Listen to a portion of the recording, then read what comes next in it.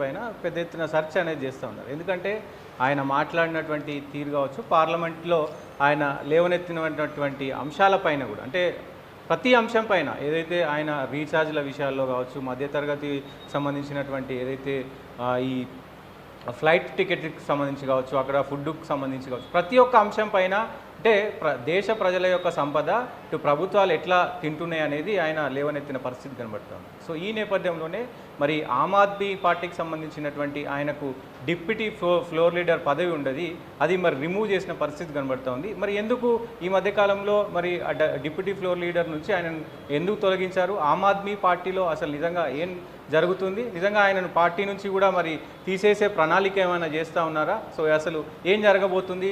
లేదంటే కేజ్రీవాల్ కంటే ఎక్కువ పేరు వస్తుంది కాబట్టి, అంటే దేశవ్యాప్తంగా కూడా ఆయన కొంత సెన్సేషనల్ అయ్యిండు కాబట్టి ఆయనను కొంచెం తొక్కే ప్రయత్నం చేస్తున్నారు అనేది కూడా కొంత చర్చ జరుగుతుంది. సో మాట్లాడదాం. నాతో పాటు ఆమ్ ఆద్మీ పార్టీ తెలంగాణ రాష్ట్ర కన్వీనర్ హేమా సుదర్శన్ ఉన్నారు. మేడం నమస్తే. ముందుగా నమస్తే. ఏం చెప్తారు మేడం?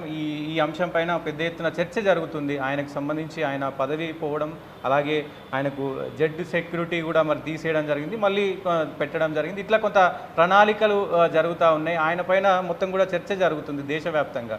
ఆమ్ ఆద్మీ పార్టీ కావాలనే ఆయనను తొక్కే ప్రయత్నం చేస్తుంది అంటూ కూడా వ్యాఖ్యలు వస్తున్నా ఉంది. ఏం చెప్తారు? ఈ రోజున ఇప్పుడు ఆమ్ ఆద్మీ పార్టీలో తను దగ్గర వచ్చేసి 11-11.5 సంవత్సరాలుగా ఉన్నాడు. 22 సంవత్సరాలలో వచ్చేసి పార్టీలోకి చేరాడు.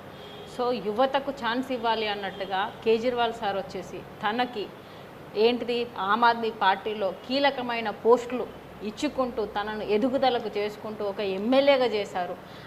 అదేవిధంగా జెడ్ బోర్డులో కూడా ఒక కీలకమైన పోస్ట్ ఇచ్చారు, చైర్మన్ వైస్ చైర్మన్గా ఇచ్చారు. అదే ఫార్మర్ దాంట్లో కూడా వైస్ చైర్మన్. అంటే ఈ రకంగా చూసుకుంటూ పోతే పంజాబ్లో కూడా ఒక మంచి కీలకమైన పోస్ట్ ఇచ్చేసి తనని ఎదుగు, అలాగే వచ్చేసి అపోజిషన్. ఇప్పుడు ఆమ్ ఆద్మీ పార్టీ ఢిల్లీలో ఉన్నప్పుడు ఏంటంటే అపోజిషన్, అంటే బీజేపీ మా మీద, బీజేపీ మీద మేము, ఇప్పుడు కూడా మేము వచ్చేసి ఆపోజిషన్లో ఉన్నప్పుడు వచ్చేసి దేశంలో జరిగే ప్రతి వాటి మీద వచ్చేసి స్పందించాలి. నీకు అందుకే కదా ఒక ఫ్లోర్ లీడర్గా వచ్చేసి పార్లమెంటుకు పంపించింది. ఎందుకు? దేశంలో ఉన్న ప్రజల సమస్యల మీద నువ్వు ఆపోజిషన్గా ఖచ్చితంగా మాట్లాడాలని పంపించాం. మాట్లాడద్దు, ఓన్లీ బీజేపీకి సంబంధం లేని మాటలు మాట్లాడుకుంటూ, అంటే టాక్టివ్గా అంటారు కదా.